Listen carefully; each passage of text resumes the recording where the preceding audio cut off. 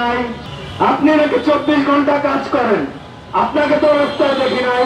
আবার doctor Mohammad Yunus sir বলেছেন এই বাংলাদেশের রাষ্ট্র ব্যবস্থা চলবে তরুণ, যুবক, প্রবীণ সবার সংমিশ্রণে।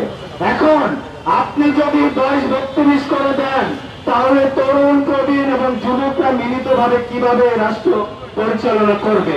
আমার প্রশ্ন, আমি কয়েকটা প্রশ্ন রাখতে চাই এই সরকারের কাছে। যদি উত্তর দিতে পারেন তাহলে আপনাদের কথা আমরা মেনে নিব।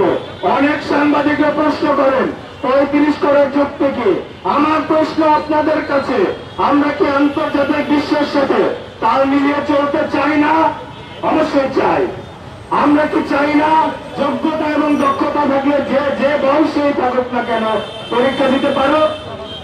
আমরা কি চাই না যার বয়স 37 হয়েছে কিন্তু তার মেধা রয়েছে তিনি পরীক্ষা দেখ? আমরা অবশ্যই চাই। আপনারা কি চান না কমিশনের গবেষণা লক্ষ্য ফলাফল বাস্তবায়ন হোক? আপনারা কি চান যে 5 জন মানুষ হাউসে বসে সিদ্ধান্ত নিয়েছে সেটার বাস্তবায়ন হোক? 26 লক্ষ থেকে 30 লক্ষ সরাসরি আমাদেরকে সাপোর্ট দিচ্ছেন, তাদের পরিবারের সদস্য মিলে কোটি কোটি মানুষ আমাদের এই দাবিকে সমর্থন দিচ্ছেন। আমরা মনে করছি কোটি কোটি মানুষের ভাষা 5 জনের সিদ্ধান্ত নিতে পারে না। আমরা মনে করেছি এই সরকার আমাদের দাবিটা যৌক্তিকভাবে পূরণ করবে। আজকে এনসিপির কাছে গেলে বলে দাবি যৌক্তিক, বিএনপির কাছে গেলে বলে দাবি যৌক্তিক, আমরা যদি চরমনের কাছে যাই বলে দাবি যৌক্তিক, জামাতের কাছে যাই দাবি যৌক্তিক, সব ছাত্র সংগঠনের কাছে যাই দাবিটা যৌক্তিক। বাস্তবায়ন তো আমরা কেন হচ্ছে না? দাবি যদি যৌক্তিক হয় বাস্তবায়ন কেন হচ্ছে না? তাহলে এই অর্থ উপদেষ্টা কেন এখানে বসে আছে?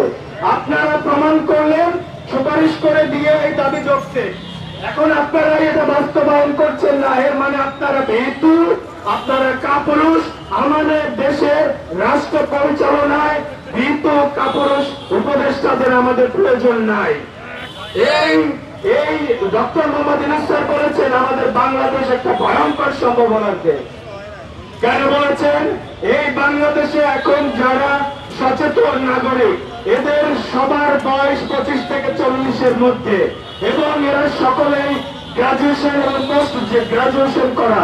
কোন রকমের কোন নাটক করবেন এটা কেউ মেনে নিবে না, নিবে না, নিবে না। আপনারা কমিশন করেছেন, এটার বাস্তবায়ন না হওয়া পর্যন্ত এই আন্দোলন চলমান থাকবে।